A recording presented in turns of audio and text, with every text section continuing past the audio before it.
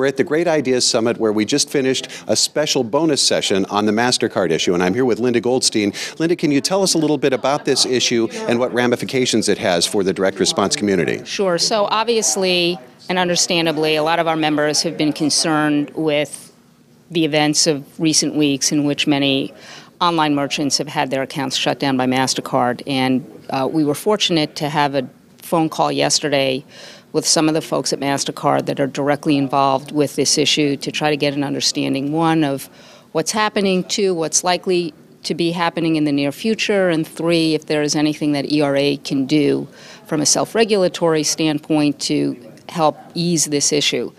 And a few things that MasterCard communicated to us were, number one, that they do not anticipate coming out with their own guidelines for merchants, nor have they endorsed or sponsored any of the best practices that are out there. They certainly encourage companies to develop best practices, but from MasterCard's perspective, what they're doing is simply enforcing their policies, which they've now posted online, and they encourage merchants to review to understand what the rules of the road are and how they will be enforcing those rules going forward.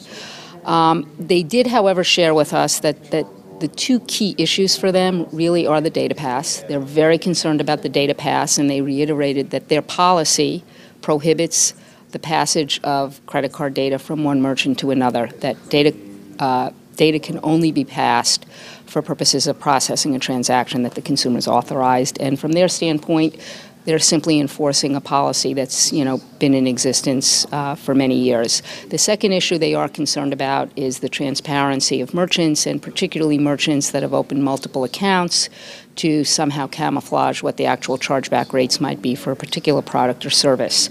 From an industry standpoint, frankly, the issue is a much broader issue than MasterCard. I mean, clearly we are at a crossroads now where the whole practice of post-transaction marketing and the use of pre-acquired account information is an issue. It's an issue that the FTC is looking at. It's an issue that Senator Rockefeller is actively looking at, and it's an issue now that Senator Cuomo, Attorney General Cuomo, the Attorney General of New York, is looking at as well. And it's very likely, as a result of all of that activity, that we will probably see new or additional legislation regulating the use of pre-acquired account information.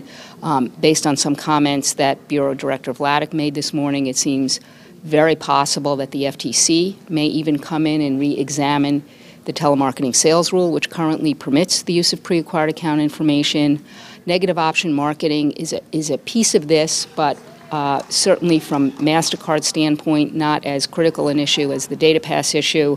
But because so many of these programs have a negative option marketing component, it's likely that free trials and risk-free trials and other forms of negative option marketing will be impacted by what's happening as well.